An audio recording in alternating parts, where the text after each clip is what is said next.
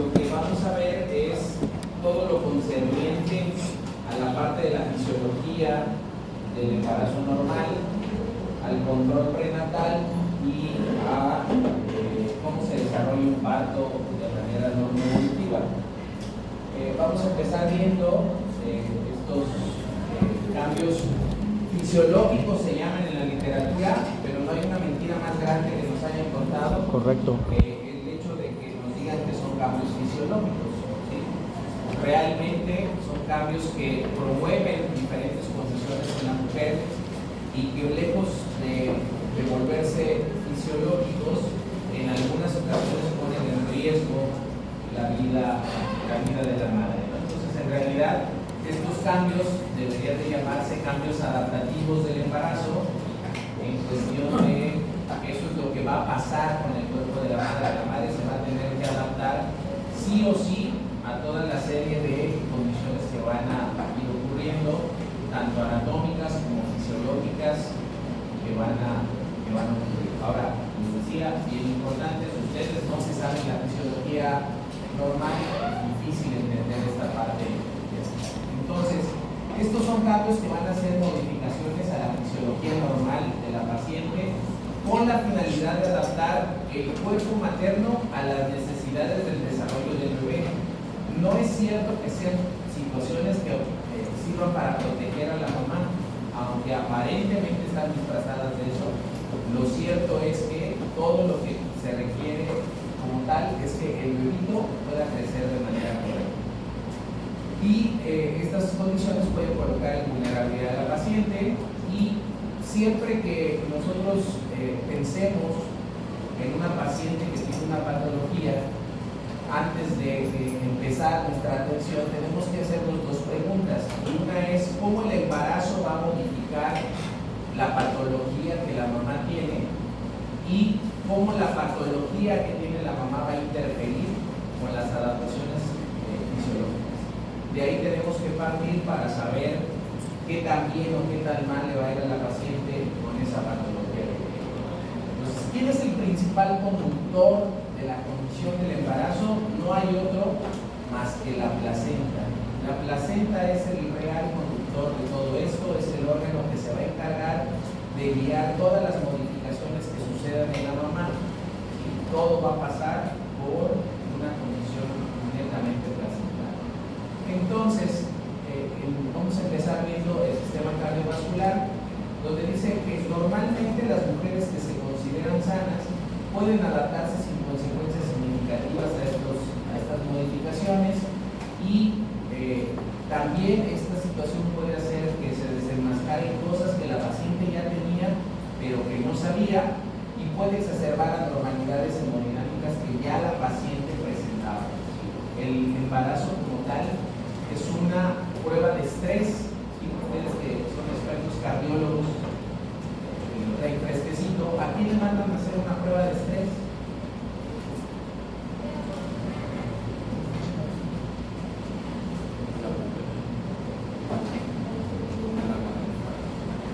La mamá.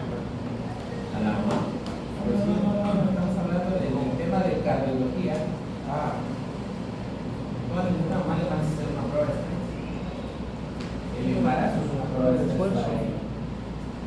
¿Para qué mandan a hacer una prueba de estrés? Es para checar la condición que tiene el paciente con algún problema, una insuficiencia, por así decirlo, que tanto esfuerzo puede. No, si tienes un paciente con insuficiencia, no lo sometes a una prueba de estrés. A las personas con angina, ¿no? Estado de desarrollo.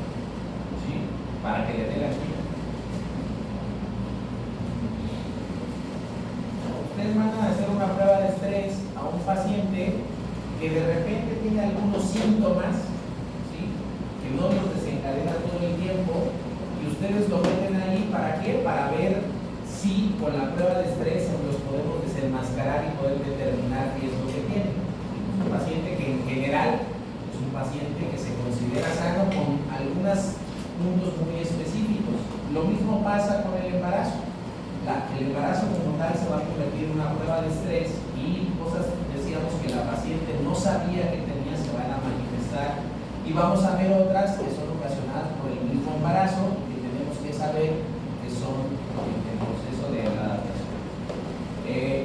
embarazo, en la edad del embarazo, ¿sí? Sobre todo en las mujeres de edad avanzada, esta es una condición que va a ser de mucho mayor repercusión, y en pacientes que utilizan técnicas de reproducción asistida. Las técnicas de reproducción asistida per se ya son un riesgo para el embarazo, ¿no? Una paciente que concibió por técnicas de reproducción asistida, su embarazo es un embarazo de alto riesgo, porque por las técnicas utilizadas y los fármacos que se usaron, tienen una condición de presentar esta situación de riesgo. Ahora, el problema es que esto no queda solamente ahí en el embarazo.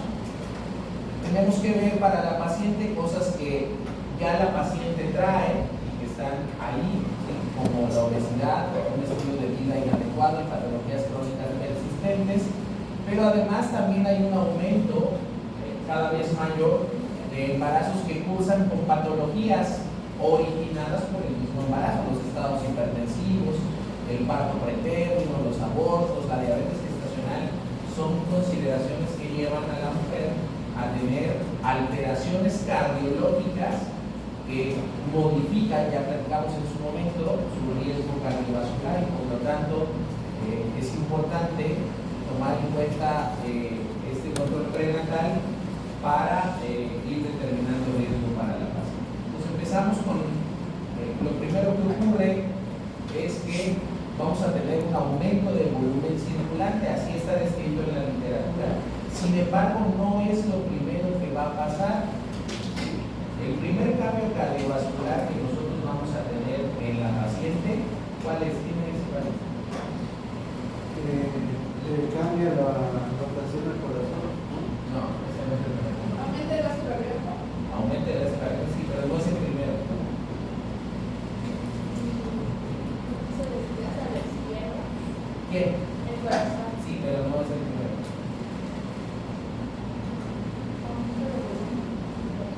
El aumento de volumen, eso dice la literatura, pero ya dije que no.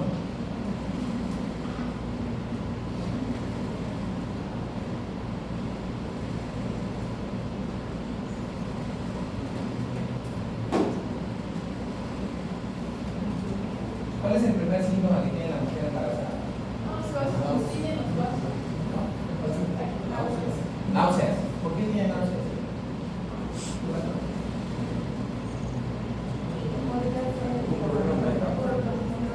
¿El qué? No, porque el diafragma no se va a desplazar hasta después de la segunda mitad del embarazo.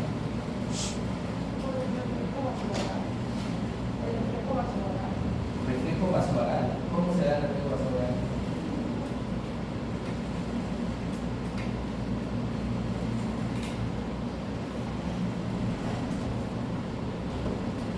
Lo primero que siente la mujer es mareos.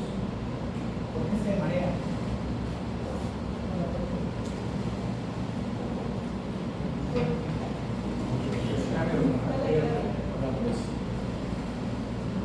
Está preparando. Ya está embarazada. La mayor parte de la sangre se va ¿A dónde? al pecho. Bueno, a ver. Pero se acaba de embarazar. Digo, no se acaba, pero Los cambios hormonales. los cambios hormonales, ¿qué cambian?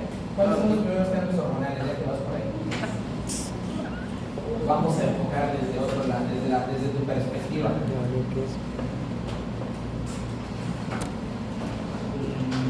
¿Cuál es el primer cambio hormonal que ocurre en el embarazo? El aumento de los estrógenos. El aumento de los estrógenos. ¿Por qué aumentan los estrógenos?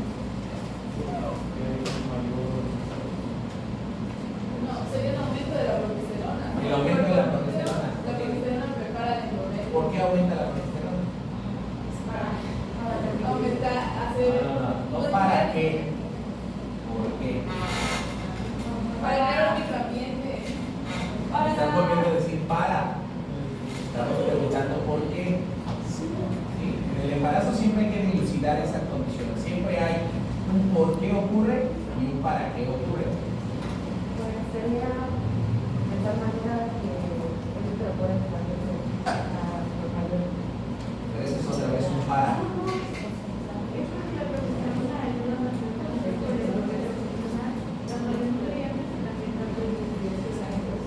Ok.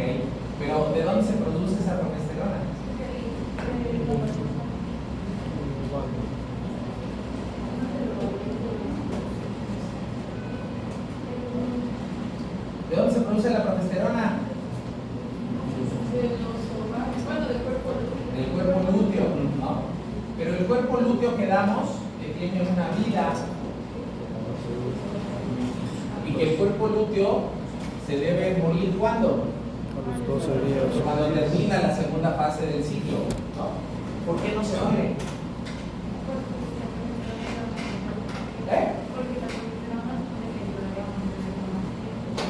No, pero es que la progesterona no va al cuerpo lúteo. La progesterona sale del cuerpo lúteo. ¿Sí? O sea, ya quedamos que el cuerpo lúteo debe seguir viviendo porque debe seguir produciendo progesterona, que es importante para ese embarazo. ¿Por qué sigue viviendo el cuerpo lúteo? Eso lo vimos en las clases de eléctrica. Para inducir al bueno, porque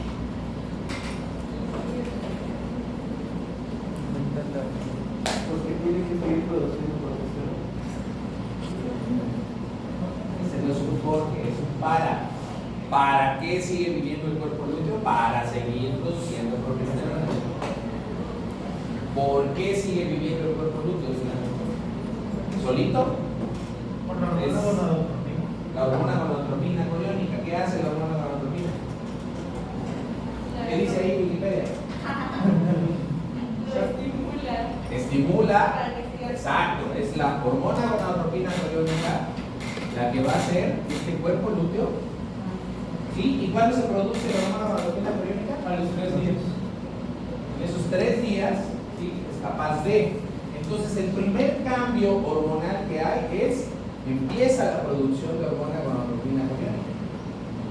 ¿Sí? Eso hace que el cuerpo lúteo se mantenga y hace que la progesterona aumente su producción. ¿Sí? Ok. Como aumentó la progesterona, ¿cuál es el primer cambio cardiovascular que hace la progesterona?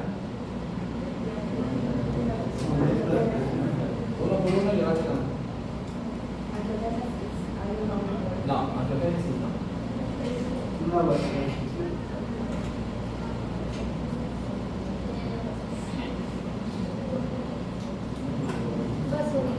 Vasodilatación. ¿Cómo le hace la progesterona para hacer vasodilatación? Relaja a la paciente. ¿A quién relaja? a las paredes. Relaja músculo liso. La finalidad de la progesterona es ir al útero y relajar el músculo liso uterino, ¿sí? Para que no tenga contracciones. Pero no puede ser selectiva. Entonces, todo aquel órgano y estructura que tenga músculo liso, con la progesterona se va a relajar, incluyendo los vasos sanguíneos, ¿sí?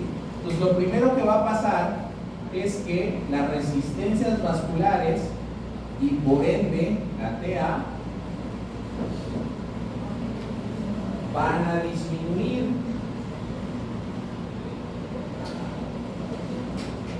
¿Sí? Aquí vemos que en esta gráfica vamos a ver cómo se va a presentar durante todo el embarazo la presión arterial de la paciente. Este es una gráfica que se utilizó para un estudio que intentaba demostrar si había algo de bueno en tomarle la presión arterial a la mujer embarazada, ¿sí? Y ellos en el estudio determinaron que cuando la mujer embarazada está en el primer trimestre, su presión arterial media tiene que estar por debajo de 90, porque si está por arriba de 90, en algún momento va a ser un trastorno hipertensivo del embarazo, ¿sí?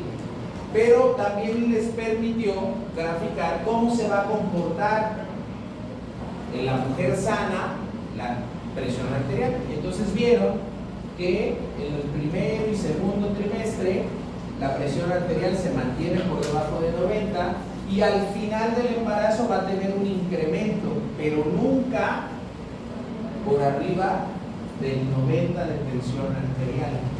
¿sí? Y eso nos permite entonces decir cuál va a ser nuestro punto de corte cuando nosotros veamos en la consulta a la paciente para decir que tiene una presión normal. ¿Sí? ¿Cuánto de presión necesitas para tener 90 de media?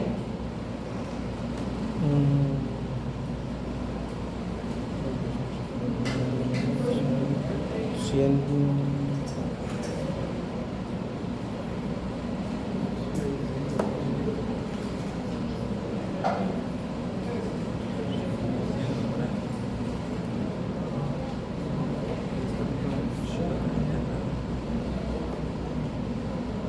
¿Cómo se saca la tensión arterial media? 90, 180. ¿Eh? Sístole por sístole, no. La diferencia de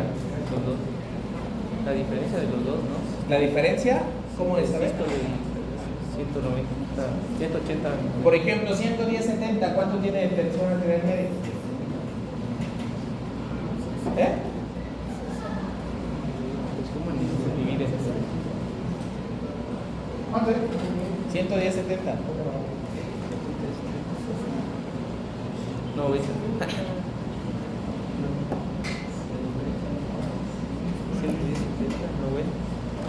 90. 170, 110, 70, 180 alrededor. ¿Cómo se saca la tensión arterial media? Otra queja. Ahora, cardiología. La presión arterial sistólica menos la presión arterial diastólica entre 3. Ajá. Así se sacaría la presión media. Y luego, ese resultado.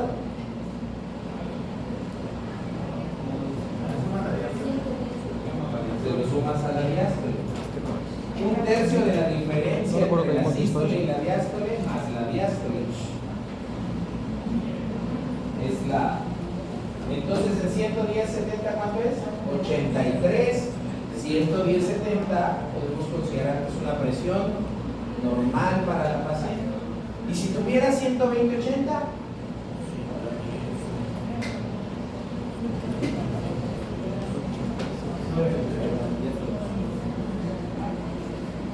si yo le tomara 120/80 al doctor, ¿cómo está su presión? En general, Su calculadora ahí. alta, normal. Pero 120/80 tiene una media de 93 en la mujer embarazada. 120/80 ya no es normal. Sí. Todas las pacientes que ven con 120/80 en el primer trimestre del embarazo, esas pacientes ya requieren algunas acciones diferentes. ¿Sí? Ok, entonces, bajó la TA, luego ¿qué sigue? ¿Cuál es el siguiente cambio?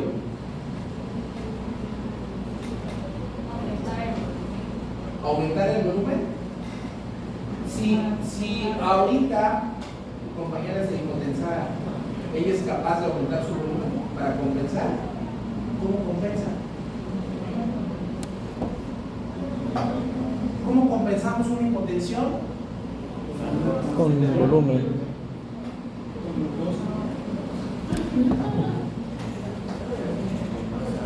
¿Cómo compensa el organismo Por el una sistema pérdida de de presión? Por el sistema renal campesina.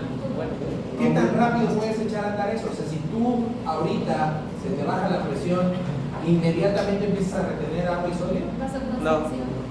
por el ¿Qué corazón. ocurre? Vasoconstricción. ¿Cómo vasoconstricción si hay vasodilatación? Aumenta la frecuencia cardíaca. Eso. Lo primero que va a pasar es que va a aumentar nuestra frecuencia cardíaca. ¿Sí? Como parte de la compensación. Entonces, el siguiente cambio es aumento en la frecuencia cardíaca. Todo esto está pasando en las primeras semanas del embarazo. Y fíjense, vamos aproximadamente en la semana 3. Semana 3 donde empezó a producirse hormona gonadotrópica coreótica. ¿Sí? Semana 3 donde hay más progesterona, hay vasodilatación y entonces viene el incremento de la frecuencia cardíaca, la cual inicialmente es para compensar y después va a tener otra función. Ok, pero ya quedamos que esta hipotensión la va a tener todo el tiempo la paciente. Pues como la va a tener todo el tiempo, la frecuencia cardíaca no va a ser suficiente para mantenerla 9 meses en ese estado de hipotensión. Pues ahora sí, ¿qué es lo que ocurre? Exacto, lo que requiere para compensar esto es aumentar su volumen circulante. Entonces el sistema renina, angiotensina, aldosterona, ¿sí?, empieza a activarse. Secundario a esto vamos a tener un aumento en la retención de sodio y un aumento en el volumen sanguíneo que va a ir siendo de manera paulatina. ¿Sí? Y entonces nos va a llevar a que tengamos un aumento en el gasto cardíaco como tal. ¿Sí? Aunque, bueno, para hablar de gasto cardíaco no solamente vamos a hablar de volumen. ¿Sí? Ya saben ustedes estas tres condiciones que son las que nos llevan a determinar el gasto cardíaco: la precarga que está determinada por el volumen circulante, la poscarga. ¿La poscarga de qué depende? De las resistencias. De las resistencias. ¿Cómo está la poscarga?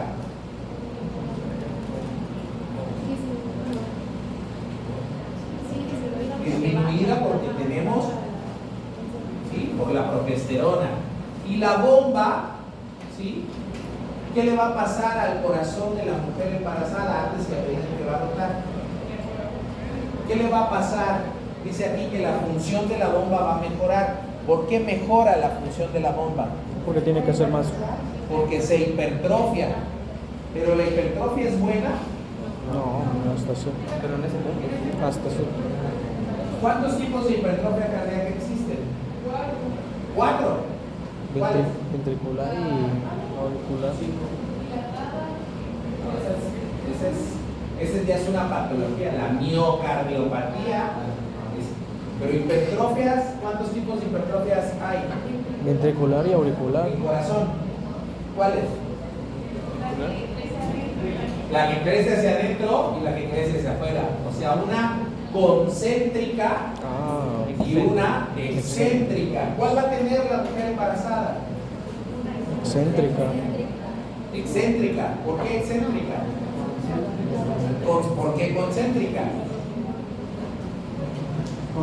Tienes el paciente modelo de la hipertrofia concéntrica.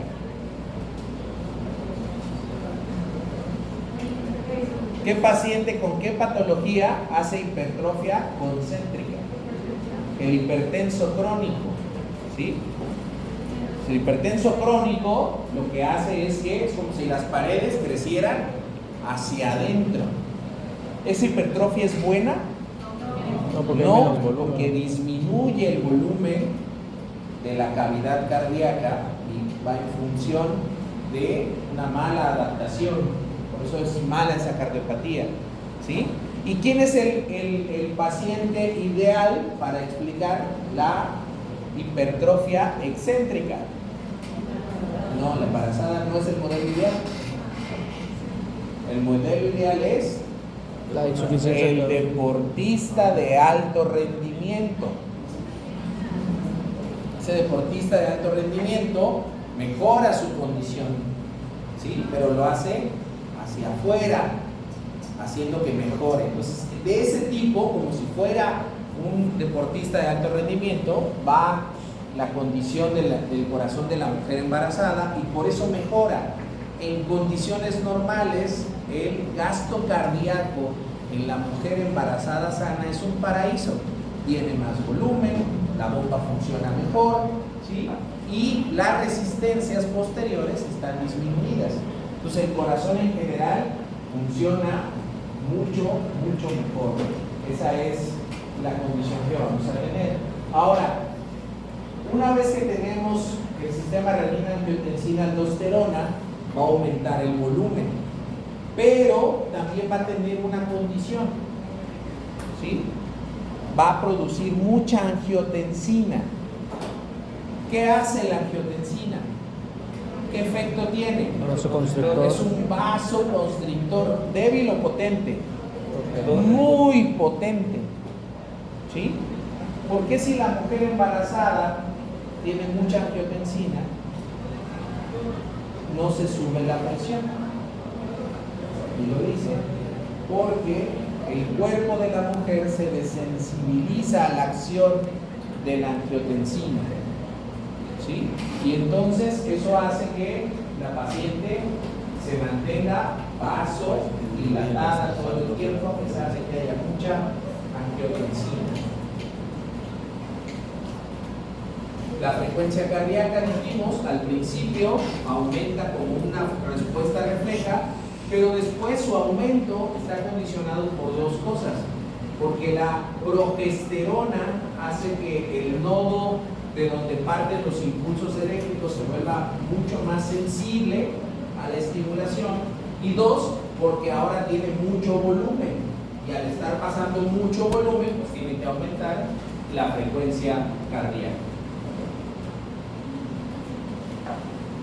Bueno, esto lo vamos a ver en relación a gasto cardíaco, que va a empezar aproximadamente en la semana 4 y va a subir hasta que llega a un máximo en la semana 32. En la semana 32 alcanzamos el máximo de volumen y a partir de la semana 32 hasta la semana 40 se mantiene en una meseta ya sin mayores cambios. ¿Sí? Después vamos a ver, bueno, esto dice aquí abajo, ¿para qué aumentamos el volumen y el gasto cardíaco? Esto es obvio, ¿no? Nos sirve para mejorar la perfusión de la paciente. El 30% del gasto cardíaco se va a dirigir hacia la placenta y es necesario para que se perfunda bien, y además el resto de los órganos de la mamá se tienen que perfundir, ¿sí? Por eso aumenta. Ahora, esto en algún momento es bueno para la paciente, pero no tan bueno, dijera la chilindrina. ¿Sí? ¿Por qué no es tan bueno? Eso depende de quién la va a atender. Resulta que la paciente tiene un entorno de una hemorragia obstétrica. ¿Sí? Entonces, si la paciente tiene más volumen, porque ¿cuánto volumen tendría? Si dijimos que el volumen va a aumentar hasta un 50%. ¿Cuánto tendría en promedio de líquido de la sangre esa paciente? No sé. Si consideramos que el promedio son 5 litros, ¿sí? Estamos hablando de más o menos 7 litros y medio. ¿Sí? Eso hace que cuando la paciente vaya a sangrar, digamos, le dé un efecto protector, porque tiene más volumen. ¿Sí? Y es muy fácil pensar, tiene más volumen, tiene más posibilidad de perder volumen sin que tenga repercusiones. ¿Sí? Eso es como algo muy lógico. Sin embargo, eso no es cierto. Si la paciente sangra 500 mililitros, ya tiene una hemorragia obstétrica. Si la paciente sangra 1500, ya tiene una hemorragia obstétrica mayor, que tiene muchas consecuencias. La condición que sí va a pasar es que la paciente está sangrando y se activan los códigos y llegan los urgenciólogos, los intensivistas, ¿sí? Y llegan a ver a la paciente. ¿Qué es lo primero que vas a ir a buscar en un paciente que está sangrando? Pues, perdón, tú no eres quien más. Ya hay ahí alguien que se está ocupando de ver de dónde sangra. Tú vas a llegar a estabilizar a ese paciente. ¿Qué te interesa? La cantidad. ¿Eh? ¿Qué van a ir a buscar? ¿Tú qué le vas a ir a checar? El estado de constado. ¿Qué le vas a ir a checar? ¿Eh? Eso, la presión arterial y la frecuencia cardíaca. ¿Sí? Es lo primero que vas a voltear a ver. Si tú ves que el paciente está hipotenso, si tú ves que el paciente está taquicárdico, ya dices, estas cosas no van bien. ¿Sí? Sin embargo, Para la mujer embarazada que ha perdido 1000 mililitros, ustedes voltean a ver el monitor y su tensión arterial y su frecuencia cardíaca son normales. La paciente debe perder o empezar a perder entre 1.5 y 2 litros para que veamos reflejada en la presión arterial y en la frecuencia cardíaca esa pérdida. Pues, ¿qué sucede? Que llegan los urgenciólogos y voltean a ver el monitor y dicen, ¿para qué me llamaron? Y se van todos enojados y la paciente se confunde. ¿Recuerdan ese 95% de pacientes que se murieron cuando se pudieron haber prevenido? Va en función de eso, de que nadie tiene en la mente la conciencia de que esta paciente no va a modificar. Sin embargo, ya perdió 1.5 litros de sangre, lo cual es terrible y le puede ocasionar diferentes condiciones de alteración.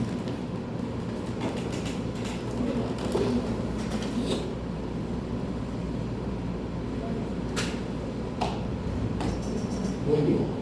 Después vamos a empezar a tener otro cambio anatómico que nos va a hacer que tengamos cierta interferencia con el gasto cardíaco, ¿sí? Este cambio anatómico es el crecimiento uterino.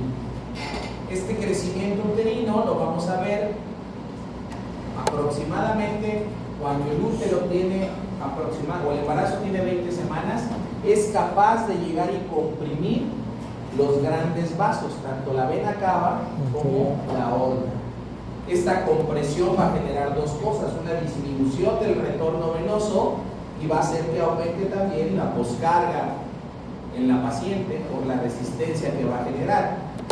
La aorta pues, trae mucha fuerza porque el corazón está cerquita y esa no va a ser tanto problema, pero el retorno venoso sí va a condicionar que incluso la paciente pueda llegar a tener alteraciones como síncope, ¿sí? La paciente llega al consultorio, señora, acuéstese, la voy a revisar, y donde se acuesta hace la compresión y la paciente se va y se fue. Y puede llegar a ser hasta un síncope por esta condición de disminución del retorno venoso, ¿sí?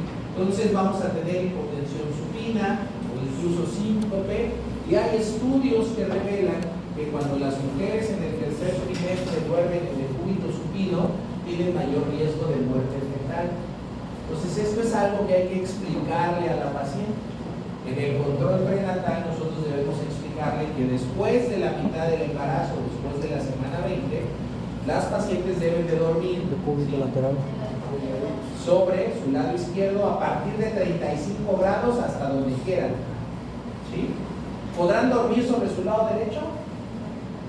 Sí, siempre y cuando sea completamente sobre su lado derecho, porque eso libera la compresión.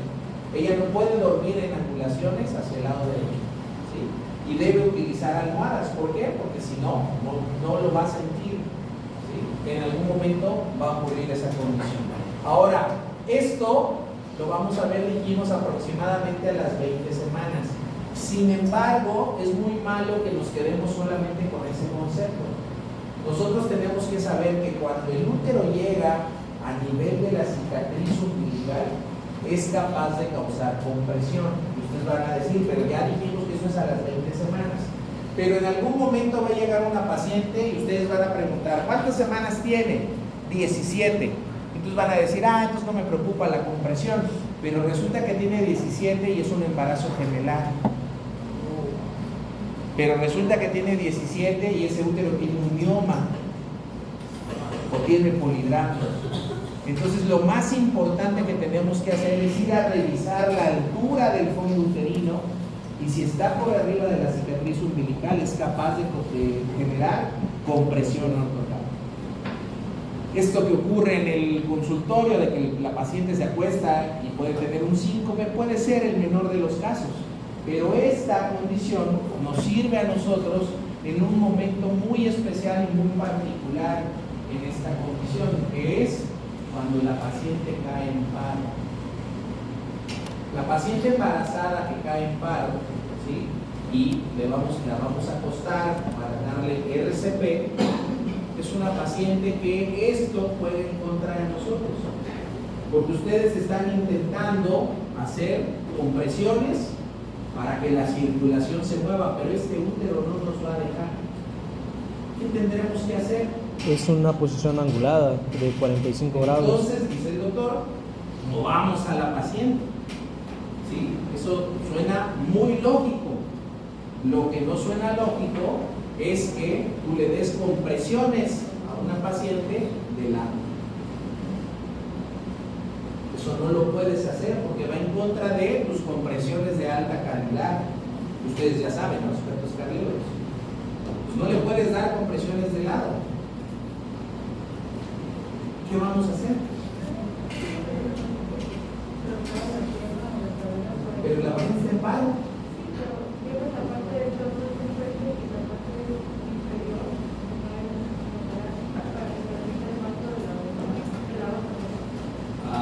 No. ¿Quién se recuerda qué pasa? Las paletas ¿Qué tienen las paletas? provocaron, o sea, ya de una vez con el resultado. Una descarga. Darle descarga a la paciente, así como en Televisa, ¿no? Tienen la sistolia y descárguenla. Descargan la sistolia ahí. No, eso no es. ¿Qué harían? Mover al Mover al bebé, ¿cómo lo vamos? Empujarle la pancita, ¿no? Entonces empujamos el útero hacia el lado izquierdo y esa es una maniobra de reanimación que vamos a ver en su momento cuando veamos el tema de RCP y embarazo, ¿sí? Es una condición que tenemos que pensarle porque además hace que tengamos que hacer otras maniobras de reanimación que nunca pensarían en otro paciente. Mientras ustedes atienden un paro de cualquier paciente, nunca están pensando en moverle la panza, ¿no? Aunque sea muy gordito, aunque sea, ustedes no piensan en tener que movilizar la panza como si tendríamos que hacerlo en la mujer embarazada. La compresión ortocava es una condición complicada que tenemos que ver ahí. Aquí va a ser el examen. Después viene el trabajo de parto. Todo este embarazo transcurrió con estas condiciones cardíacas en la paciente y luego viene el trabajo de parto. ¿Qué le pasa al gasto cardíaco en el trabajo de parto? Aumenta. ¿Por qué? Porque toda la sangre se va hacia el útero. Porque toda la sangre se va hacia el útero. A ver, otra vez. ¿Cómo? Explícalo. Ya está en el útero, ¿no? Dijimos que toda la sangre se va a ir al útero. ¿Cómo le hacemos para que aumente el gasto cardíaco? Para que aumente el gasto cardíaco solo hay dos maneras de aumentar gasto cardíaco. ¿Cómo?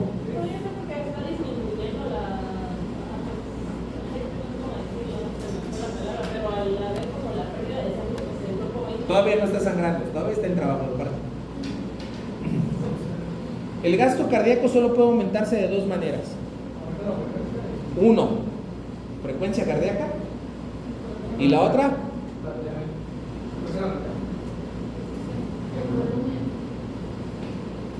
¿cómo sacamos gasto cardíaco? Frecuencia cardíaca, ¿por qué?